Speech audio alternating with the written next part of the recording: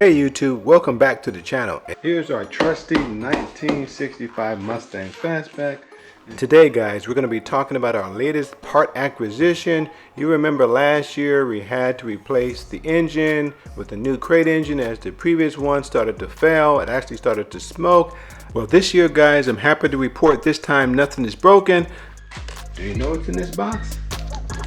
I don't know. That's the box that's been sitting here for a while, and I need to figure out what's in that box. But anyway, over here is our latest project, and that is electric power assist steering.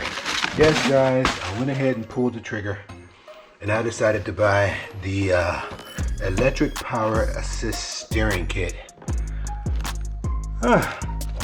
This is going to be an interesting project. So here's the actual motor, here's the control unit, there's a shaft that came with it, there's various U-joints that are in this box.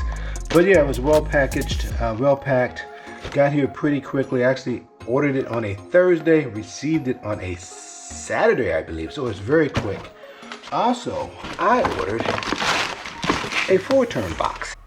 Now guys, we'll come right back to that in a moment, but this is what the kit comes with. It comes with an electric motor, a partial collapsible shaft, a couple U-joints, a new firewall plate, the controller, and a partial shaft that goes inside the remaining steering column. Now I'm not going to mention the manufacturer or distributors, and you can find out that information down below in the description. But the total cost of this kit shipped to my door was about $1,495, which wasn't bad. Now in my case guys, although it's not required, I decided to also replace my steering box. So I incurred an additional cost of $440. So at this point I'm all in for just under $2,000.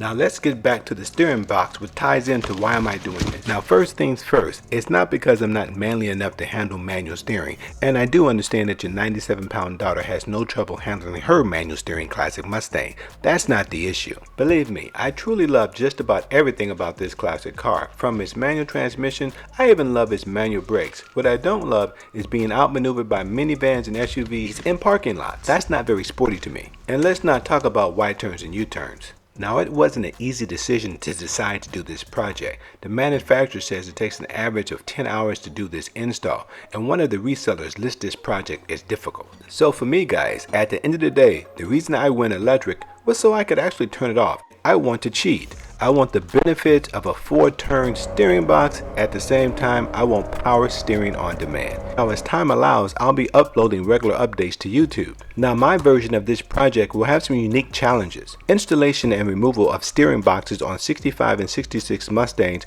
especially those with manual transmissions, is more difficult than later models. In addition, this car also has headers. Now if you're not aware that that's a more difficult project, you probably need to watch these videos. So stay tuned and thanks for watching.